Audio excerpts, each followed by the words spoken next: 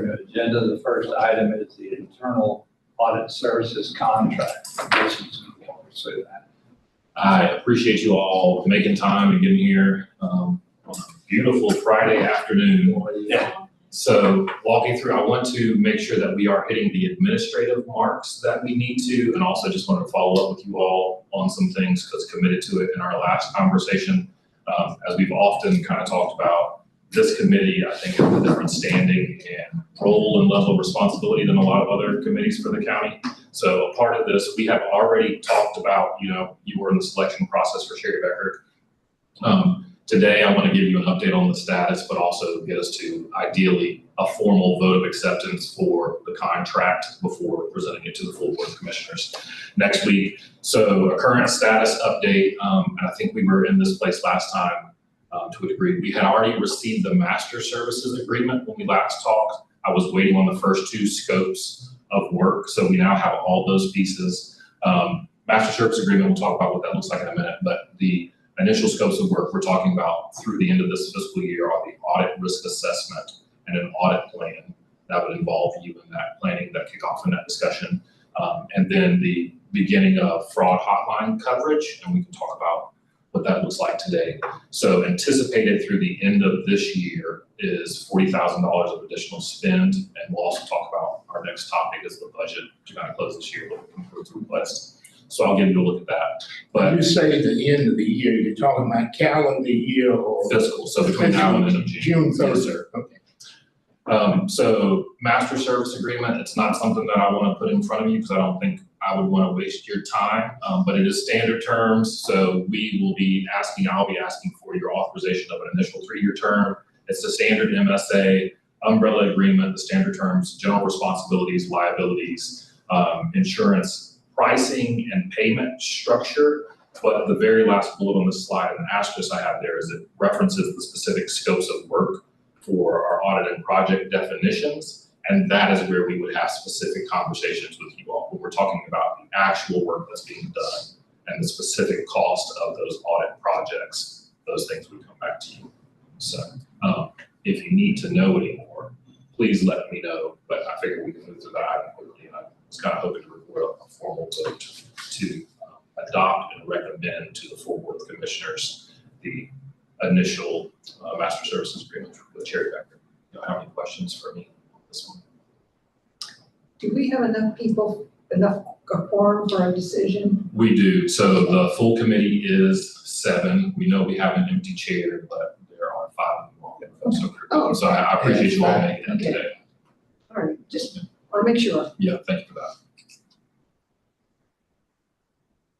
So is there a motion? Did you make a motion? Oh, no, but I So we can't. need a motion to approve, to recommend to the Board of Commissioners the master services agreement. You want it done in separate pieces, or is there more that you want us to? Yeah, let's do this piece and then we'll talk about the budget next, but I will also ask for a vote on that one. I'll second it. Okay. Any discussion? All in favor say aye. Aye. Any opposed? Thank you all. So you see here next step. So next Thursday, because of election week, I will be in front of the full board of commissioners having a conversation, and actually Bill's going to come with, and we'll also provide the annual audit committee report to you all as well. After we get that done, the master service agreement and initial scopes kind of are in our legal and contract review process. So what I'll ask the board for next week is actually to authorize the county manager to sign the contracts once those pieces are ready.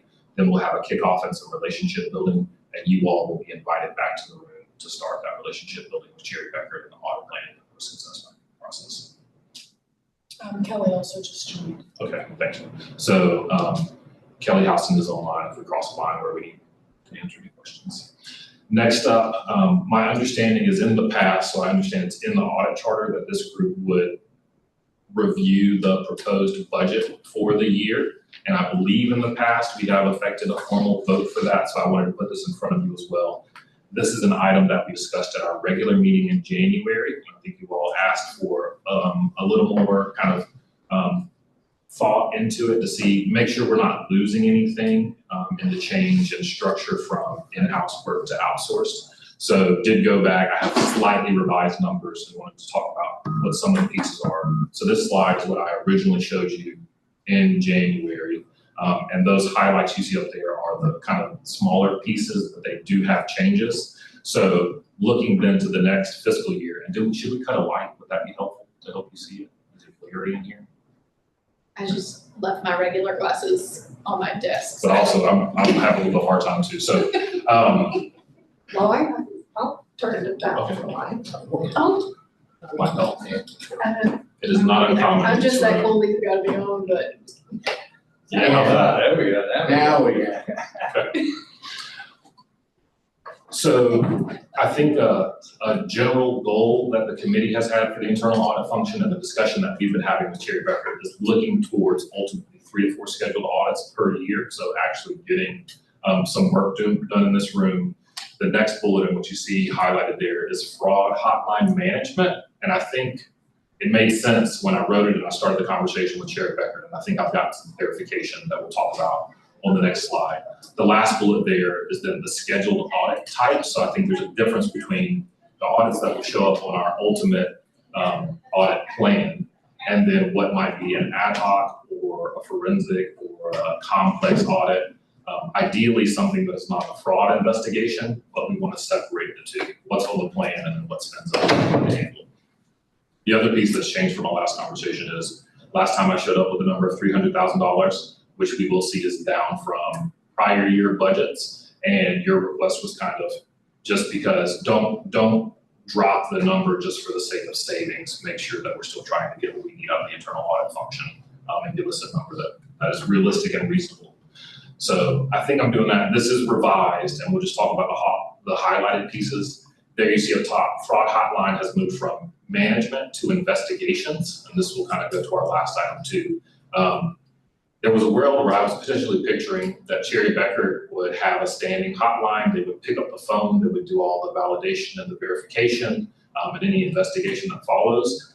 I don't know that that is realistic for many reasons. They are not attached to us in the same way to kind of efficiently verify and validate calls. What we've heard from Kurt Euler, who is currently managing the fraud hotline, is he's not getting a lot of calls generally. And those that he does receive have all been internal employee relations matters because we use the same point of entry. And so those are forwarded into the HR process and would not be internal audit work anyway. The other part of this is we could see it being highly expensive to put a standing retainer in place for Cherry Becker. So what we're looking to do then is make sure that we are managing the original fraud hotline intake in the county. We need to build out that process. I think re-envision it now that that function has moved around a little bit, but Cherry Becker would carry those investigations. So there would be kind of a minimum standard for investigation. They've given us a number we'll look at, that's $5,000 for the initial investigation, not to exceed amount. And then depending on the findings from there, we decide if we escalate into a formal audit. The other piece here. Mason, who would make that initial determination? That's a good question, and I have a proposal to follow, but that is the one item on the agenda that I'm not asking for a formal vote from anyone today. It might be the biggest discussion that I want to have with you all. So if you're okay, I'll come back to that question. The other piece here is the anticipated costs have gone up, not a lot, but from $300,000 to $320,000, and I will show you what makes it up. So I know these pieces are small. We're going to look at it a few different ways, but this is what I anticipate to be the elements of our work with Cherry Becker for a single fiscal year starting in FY27. And I'll read them to you because I know they're small. But again, we're anticipating 3 to 4 scheduled audits per year, ideally, based on the numbers they gave us in their initial response to our RFP. We're looking at around $50,000, give or take, depending on the type and focus of the audit. So I've just put $200,000. It would be great if we could do 4 audits next year. I also have a placeholder for more complex or forensic or an unscheduled audit. Those include things like a forensic investigation, but also if our IT department wanted to leverage them for an IT style audit, it's going to be a little more expensive. So $80,000 for that. There is fraud hotline investigation. So the middle two, I think we're hoping not to use, but again, they've currently quoted us $5,000 per investigation if they do need to follow up. And so that's me making sure that I'm holding space. And then there's also, that last line is some contingency. So if there are audits, if we for some reason determine that a vehicle audit, kind of conversations we were having with Rob before he left, rises to the top of the list, and it makes more sense that they need expanded resource capacity and they need to be here in person to view where our assets are stored, travel expenses would be paid separately. That would also potentially be a scope expansion above the baseline cost. So that leaves room for that. And this is what gets us to that total of $320,000. The conversation that we will have with them as we build scopes out is not to exceed limits. So ideally, we'll get on a schedule with you all where we're building the scope for the audits, ideally against the audit schedule, or some item may have been discovered. We'll have a conversation with you, and you all will be approving and recommending the not to exceed amount for that specific audit within the bounds of whatever the approved budget is for next year. Does that make sense? So I said we're going to look at it a couple ways, but I do want to hear from you as we go if anything is missing. So I kind of wanted to give you a comparison of prior years. Colors up here, so there's a line over the top. That blue line represents the budget that we have had in place in the internal audit function for the last few years. It's just kind of a quick, easy way to see how the churn has affected us. The bars at the bottom are the total actual spend by year. So we have yet to get anywhere near that budget for several reasons, right? We know there's been a lot of turnover in the space. The colors, what you'll see kind of moving from the left to the right, the green represents salary and benefits, which we know is generally the biggest cost for the organization, the same in this department. In fiscal 25, which is the second bar from the left, we actually had Rob in place for the beginning, much of the year, through the year. And there was also some overlap of having some internal auditors in that space before they also fell out. The third bar from the left, so almost an even split between the green and the orange, is the current year, and that includes our current, that's a projection of where we will end. So there's no staff in that department. That builds in the approximately $40,000 that we expect to pay Sherry Becker to get through the audit risk assessment and the audit planning for this year to take us into next year. And then in the very far right column, you see us moving to a fully contracted service. So no salaries there. That number is what we are budgeting and what we anticipate realistically could spend or close to if we achieve 3 to 4 audits for the year. Ideally, we're not going to have to go into the space of needing a forensic audit or needing to use contingency dollars, but maybe there's a space where we could get a 5th audit, and that might be me being overly optimistic. But I do feel like that's a reasonable starting point for the discussion. A few questions on my slide here, comments. I think you kind of alluded to, but the budget shortfall is probably a negative reflection in this case. In most other cases, it would be great. But in this case, it's a reflection that we didn't meet the goals because it would have been reflected in the numbers here in terms of what we were aiming to do. Yeah, and I think that's a tough one where I guess the goal being considered here is full staffing, right? And the work that follows it, but where the staff represented the work to be done. Yeah. There's really the outputs and the outcomes I could point to, but this is definitely the input that would have gone into that. And right now, you're thinking from a budget standpoint, you don't need anything more than what you have for these external. Right. So following our January conversation, I tried to stretch as far as I feel like we realistically could. I am hopeful and optimistic that it's an outside firm, and so they have their own resource management. And if we ask for 4 audits, and there's going to be some capacity requirements that remain with the county, and so if we can meet them at their level of work, then this is, I think, the most optimistic or realistic picture. Realistically, we potentially could fall short if we don't have enough capacity to work alongside them to get 4 audits done.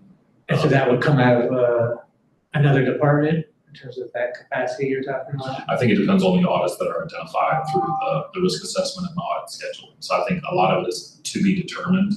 And when we have the kickoff and start to prioritize how the work is done, I think that's maybe something to consider is who's going to be available, right? Like in fiscal 27, when we cross that line, we will also be kicking off our external audit process for the current fiscal year.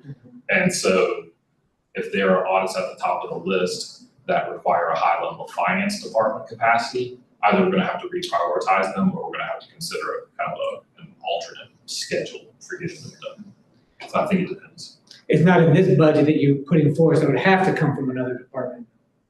Am I right? Am I not thinking right that? So this is next year's proposed budget. Yes. Right. Next year, anything above that 320, or from a salary perspective, would need to come out of another. That's correct, yes. So we're not talking about, so I think, and maybe I have another item that's coming after this one that is kind of the staffing support model. Okay. That's where we maybe talk about it. Thank But yes, you're correct. So I guess I wasn't even thinking about the dedicated staffing support. I was thinking about just stakeholders in a project that would live in the departments where they currently work and just be participating in knowledge share and kind of investigation and interview from an audit perspective.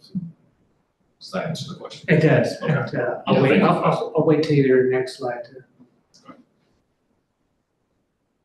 So my next slide would be the request to recommend this as a requested number to the budget process. So I do want to hear if there are any other questions around $320,000 for next year. But that is intended just for the contract amount. That is the budget, so that's not even necessarily a number that we're sharing directly with Cherry Becker. We would have this as our potential overall capacity, the individual scopes of work into. Again, I would come back to this group for review. So let me ask you a question, Mason. This administratively, what if something crazy comes up? I know it never happened here, but if something crazy came up and we had to engage Cherry Becker to do more extensive work, this end up beyond the 320. Does that require a different budget amendment mid-year? Or is that how that, I just don't know how that would work. Yeah, so we would have a project discussion, and if it felt like we were going to cross the line, we would have to have a conversation with the full board of commissioners to consider where the additional capacity would come from. I'd like to hear more about your internal audit staffing support before. Okay, you want to come back to this one? I would, I'm not sure if that would give you long.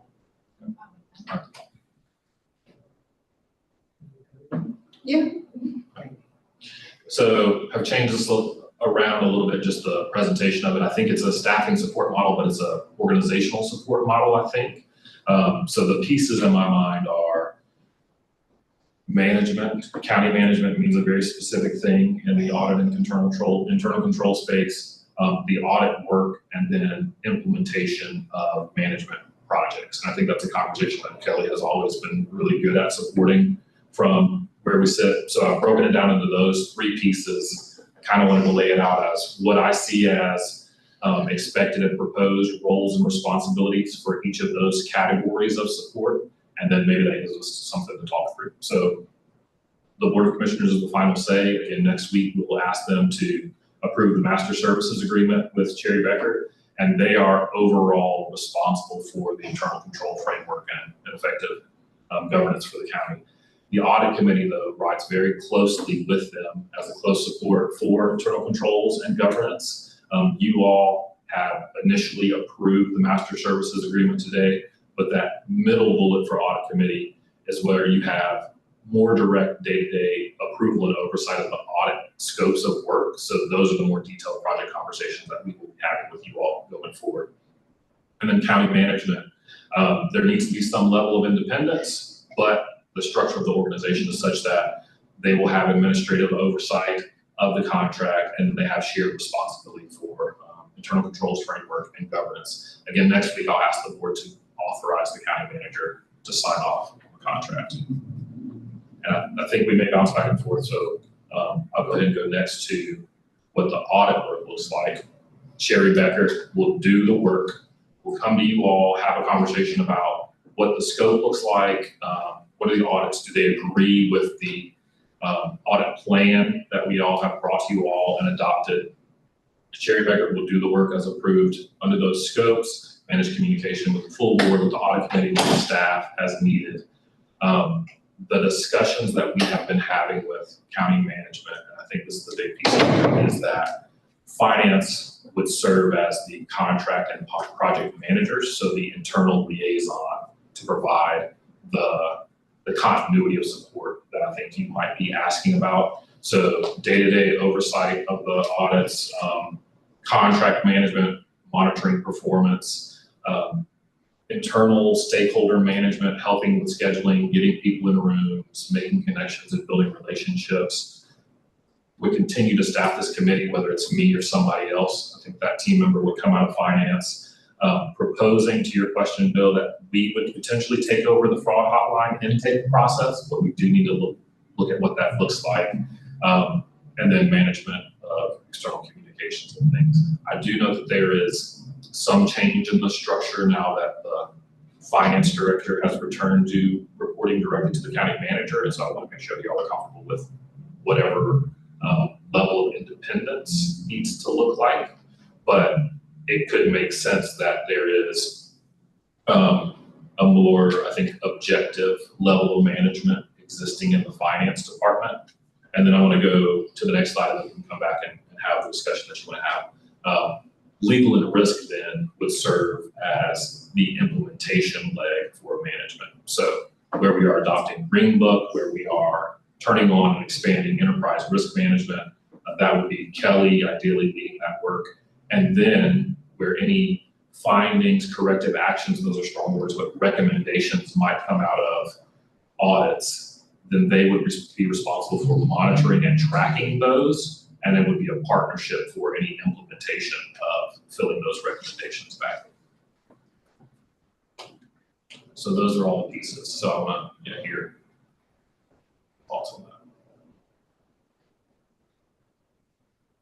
I'm still a little bit fuzzy, finance department, there's a lot of people in the finance department. Right. Or is that a TBD kind of thing? Who's gonna I check think on so. them and what kind of reports, periodic reporting there needs to be? Yeah, I think there is a lot of TBD. So this might be all the details that I have right now. We are exploring available options as we work through the fiscal 27 budget process. I expect that I'll remain attached to it in some element.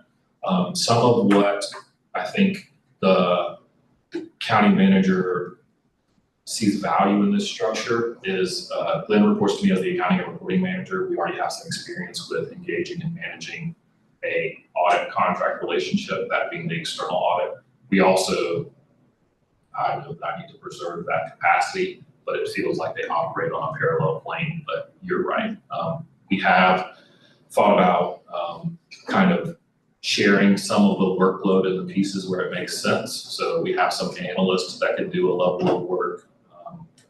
We have some other players that are close to processes that can do some things, and then it will kind of just be a sub team potentially within finance that rolls up, or we might have the benefit of some extra capacity depending on the space. Has Chair Beckert said anything about how much they're going to employ AI in this process? That is a good question. No, I think it depends on the process, and that is one of the notes that we're working through in our master services agreement. Is we are planning to specify either the limitations or the process for allowing that. We also expect to revisit that conversation at least in the first few scopes of work, so we have an understanding. So that is on our list for consideration. And another question I had was how you separate, as far as risk goes, the IT risk and the finance risk. In other words, anyone who's trying to hack into our financial software, is that our internal audit problem, or is that IT has their own procedures for their audit? Or security, IT security? Yes, so I know that our IT security has gotten significantly more robust in the last 5 or 10 years. I don't know when it was created, but we now have a chief information security officer that has a full team.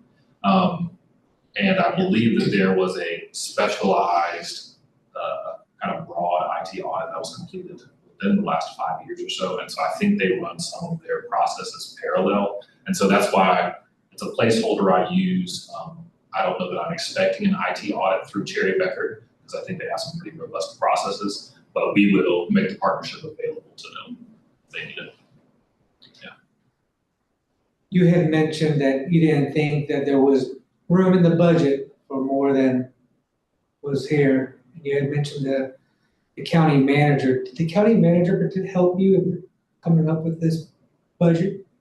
Not Reviewing it or not the numbers per se, no. This was fully me, I think, considering the notes and discussion from you all and what I feel like given the organizational context. So I'll say county manager kind of sets the frame for what we are as an organization, but we haven't had any conversation about where it lands as a number. So this is me working with the players who might be in the room saying, even if the sky's the limit, which I feel like could be as high as the current year budget, which is about, I don't know, $170,000 higher than what I've requested, I don't know that we as county staff have the capacity or the resources to meet that level of service. So I think this is a realistic number. I'm a little bit worried about the number being low because of the hotline management, and you had mentioned, and I think a number of people have mentioned that it's not being used, and one of the reasons is that someone might say that it's not being used is because we're not investing enough in making sure that people are aware that it's there, and that there probably should be an educational component to the hotline in addition to the management of the hotline. And the management of the hotline probably shouldn't be in the finance department. Often when you have fraud, it takes more than one player to make fraud work out. And most likely if something was gonna have, you would have somebody on the inside, you know? And so for that reason, it might fit better for independence in another department, but I understand it's a big department, you might be able to carve out and I agree. I think that's a valid point. I think Rob had started some work that made a lot of sense and that tracks with what you're saying that I would like to see carried forward. Something that was on his next step projects list was that education. I also have been in discussions where, I don't know if I call it optimism, but there is some thought that once it is more clear that the hotline is being handled by an organization that's truly independent and outside of the county, will there be more calls? And so I want to make sure that we don't miss that opportunity. So I think there is going to be some balancing of workload to your earlier question between departments, and we still need to figure out what that looks like. I was interested in getting a better understanding of the risk assessment budget request to see if they had put in an increase for additional FTEs from the full-time employees that would help with that green book kickoff. Because the green book has been something, or the yellow book, whichever one it was before, you know, they're both very close to being the same, hasn't exactly been implemented. That I would imagine that we might need more resources in this first year to kind of help balance these requests that would come from Cherry Becker. Well, we're going to be back in this game where we're paying for something and they're not able to provide us anything.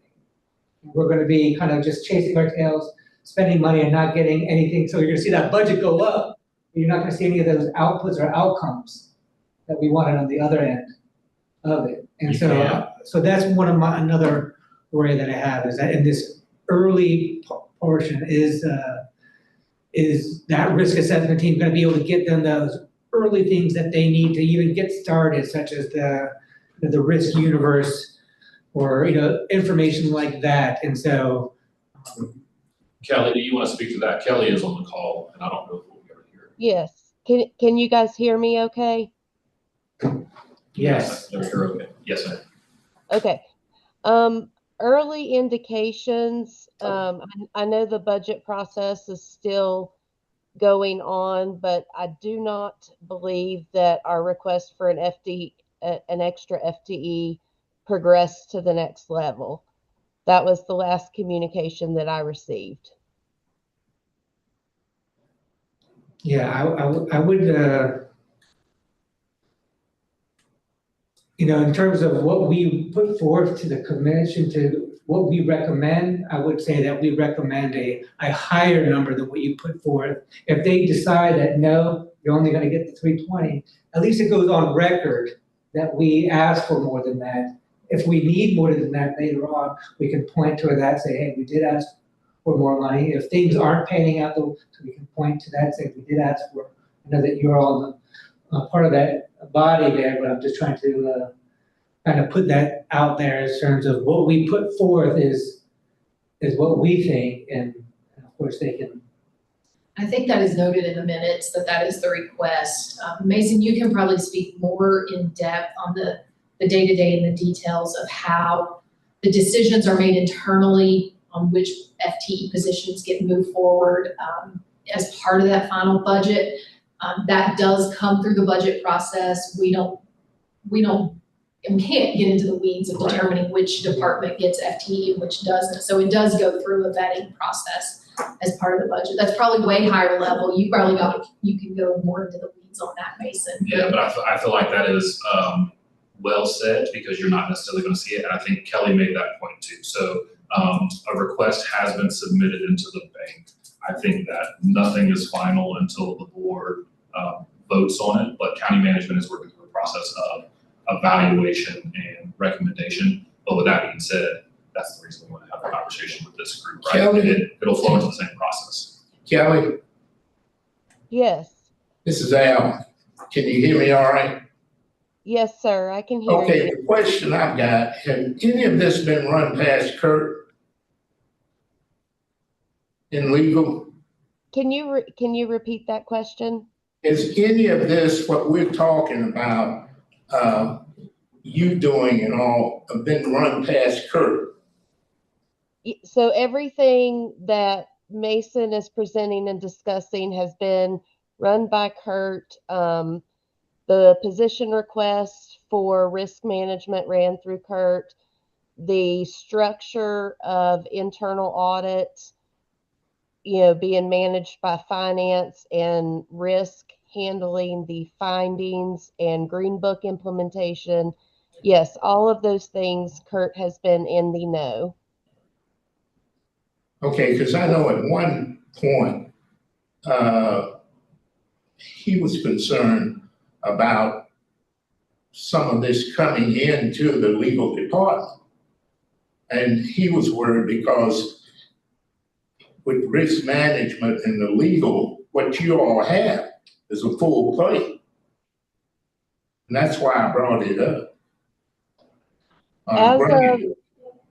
As of right now, I can tell you we have 300, I'm refreshing my page here. We have 337 active claims on our plate right now. We've closed 367. If that gives you kind of the volume of just day-to-day claims management that risk management handles. Yeah.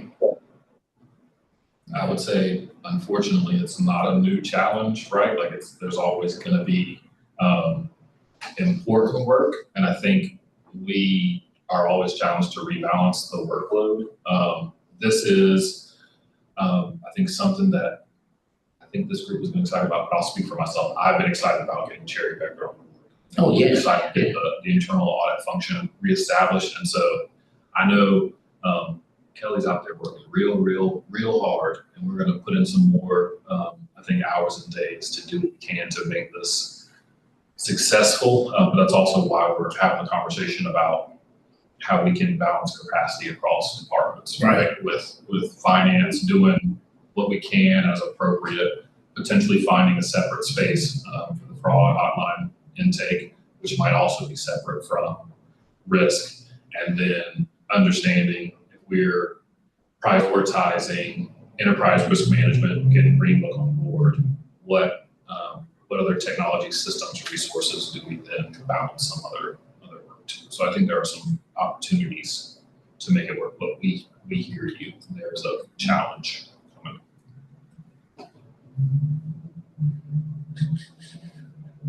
On the slide that was before this one,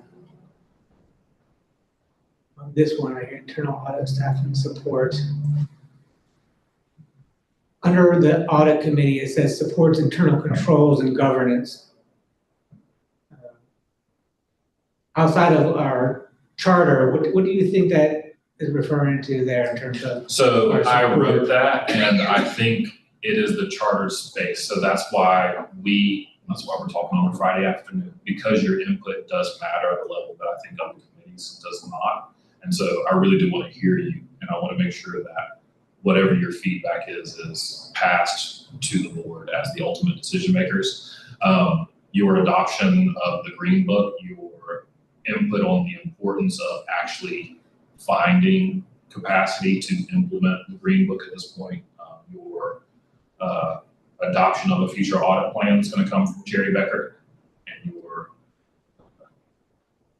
your support in development, guidance and development of the scopes of work for those audits and approval of those scopes of work. I think would be really big pieces.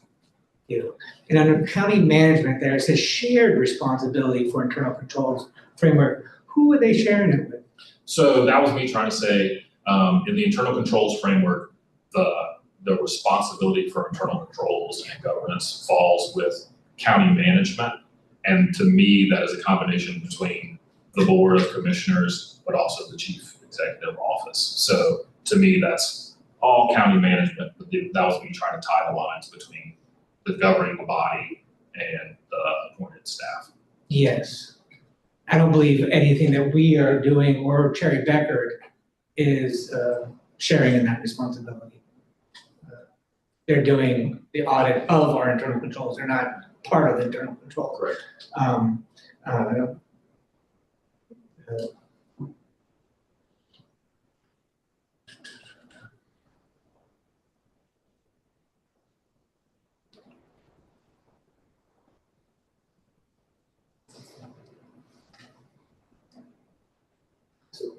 My initial thought is that we should put the budget, maybe meet in the middle, something like, $400,000, put something like that would cover some more of these other things that we're not fleshing out right now, whether it's the hotline or other additional work or full-time equivalent, and if it shakes out, where risk assessment gets more and we get less, we'll land in the right place. If they don't get more and we land in the right place, then we be able to kind of cover what's those gaps. And I would say in this initial year, since Green Book hasn't been implemented,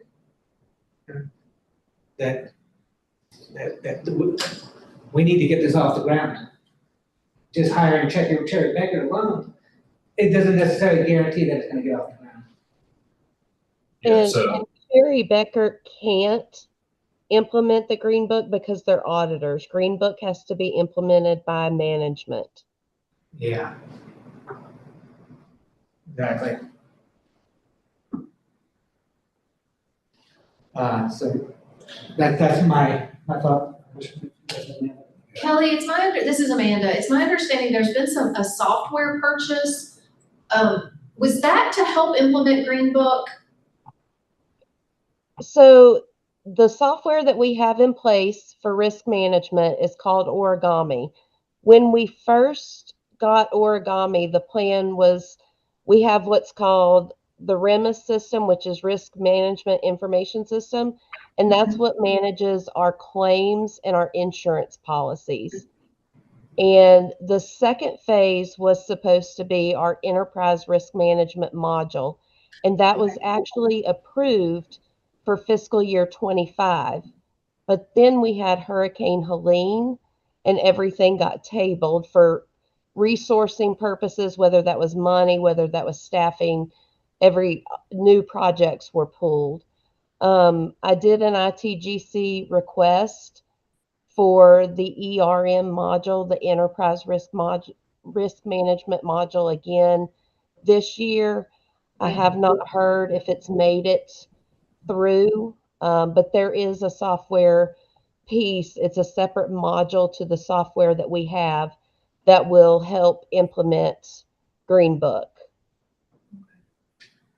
And that's, I guess, the follow-up question or comment that I would make. So my role in this room is to carry forward the conversation into our business processes. And so there are several passes of the budget before it goes to the commissioners for several passes of the budget. And so I want to make sure I'm accurately understanding and carrying forward whatever you think the request is. And so if we're saying this number needs to be bigger, I want to understand what bucket you'd like it to go into. So when it goes into the balancing process, they're considering it in the right place. So to kind of to a mix of the points, are we saying, let's increase this budget X amount because we are in favor and support of finding those dollars to add the additional module to origami? Are we increasing, are we in favor of increasing this amount in support of an additional position somewhere, and where would that be? I think we can get those details for you, but I think we're still just kind of a general discussion at this point in time, so let's see. How much is the new module? Yeah. How much is?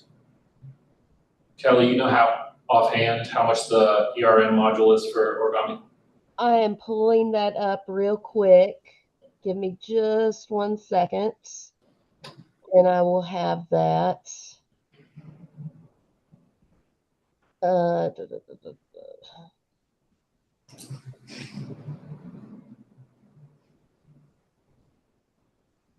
know it's less than what we pay for diligent. Hold on, I'm almost there. Here it is. The annual cost is $28,750. The first year cost with the annual cost plus implementation, the current quote, which is good through July 31st of this year, is $44,688. And again, that is the first year. And then after that, the annual ongoing cost is $28,750. And the implementation, is that just customizing it for your needs and just giving you a tutorial, or is there? Implementation is all of that. It is our user training. It is getting it set up for us as a county to use, and just getting it already in place and ready to go.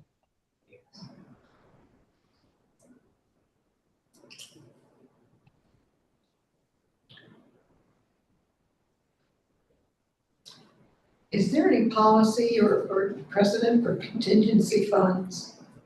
You know, that saying, well, you know, your contingency of 10% you can put in. I don't, it's been so long since I've been involved in the process with thinking that way. Even if you got contract people to come in and help with the Green Book. Because when you get the FTE, then you gotta say, okay, what are you gonna do with this person once the Green Book is implemented? Yeah, so I think that's a great point. At the cost center level, at the detail level of budget, contingency generally isn't a conversation that is considered, again, as it rolls all the way up to the commissioners. So there's no policy at that level. But that is a great point. Again, considering, I feel like I have presented a fairly optimistic or aggressive budget with the 320, given the level of work that we expect to be done. And some of that, I think, is concerns about matching capacity to get it done. And so I think it's an interesting thought that we could use some of that to create the capacity to use the rest of the space. Yeah, and I don't know how the budget and the responsibility goes, that maybe that money needs to be in risk. I don't know how you, I mean, if it's gonna be who's gonna implement it, we can't have, well, you could have financing, it just not. Right. Sure, Chair Becker. Mason, what if we raised $50,000 because of the new module? And then as we get into the discussion, deliberation of the budget, maybe it would end up in IT or somewhere. Right. But still, we need to do that. I think that's a reasonable way to put it. And then my adjustment to the request would be a tag that this was kind of the direction of the audit committee for this purpose, right? You're not just saying we want to add $50,000 because it feels right. There's a thing that you're tying it to, and that thing also ties to processes that would make sure it gets considered. So yeah, I think that's reasonable. That's why he keeps getting reelected. Right, and why nobody runs against him. That comes from 40 years of working on budgets. I hear you. In banking, I had to be very creative. Yeah, this ain't your first rodeo. How about, do you wanna try to add in a hotline education line item on there? I mean, it doesn't get used because people don't know. Let's wait and look at that, because I think that could move over into the overall education budget for the county. They do things, Yeah, that's the pot. Living Kate's budget, Yeah. if it's education and communications, I don't know. With So it's them. like, And I do want to go back to this. I know that these lines are kind of hard to see, but I also don't want to confuse the process because I think there's potentially some space that is already Yeah, here. you got This was me trying to say, in a dream world, we get everything done. And honestly, some things go wrong. Some people call the hotline and we identify some issues that deserve investigation. And IT calls us and says, it's time for us to do the big one and we'd like to use Cherry Backer instead of our usual firms. So the number being considered, I think, especially at the point that it reaches the commissioners, is the bottom line, 320. And then as long as it's legal spend, it will be spent as appropriate after adopted. But there's potentially already some capacity to do things differently than I've outlined. Thank you for reminding me of that. Yeah, good point. it's great things. Well, I like Al's suggestion. May I chime in on the fraud hotline education? Please. One of the things that I discussed with the county manager when we're trying to figure out where all the bits and pieces would fall is she has a big desire for risk management to do a lot of internal controls teaching and fraud risk teaching. So that is actually something that I'm trying to get going as well, is getting out into departments, getting some trainings going on fraud risk. And I absolutely can include the fraud hotline in that training. Perfect. It's a great That's idea. perfect, Kelly. I hope you get the support you need. Thank you for including that. Well, if the county manager is talking to her about it, that's the support.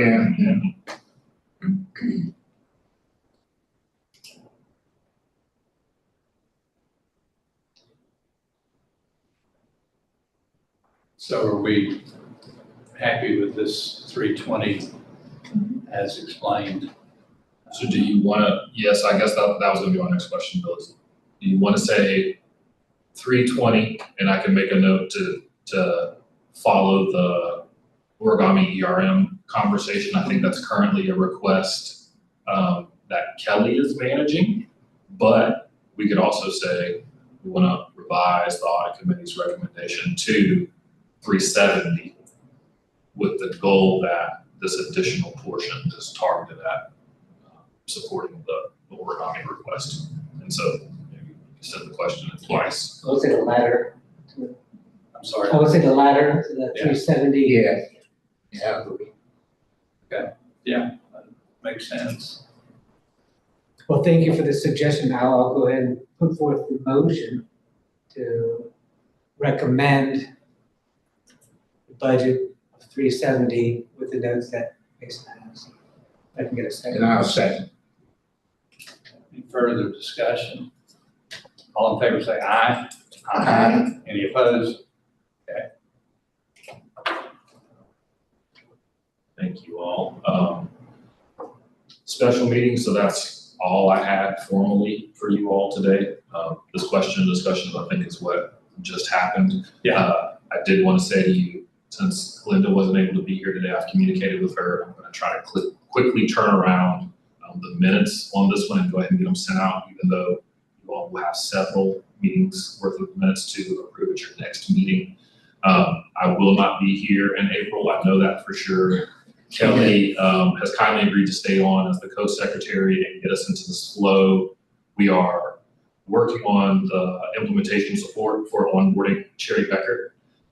But sometime by the summer, I'll be back and we'll keep working. So keep in touch. Thank you. Get some rest. Cool. Like Cam may say. What's that?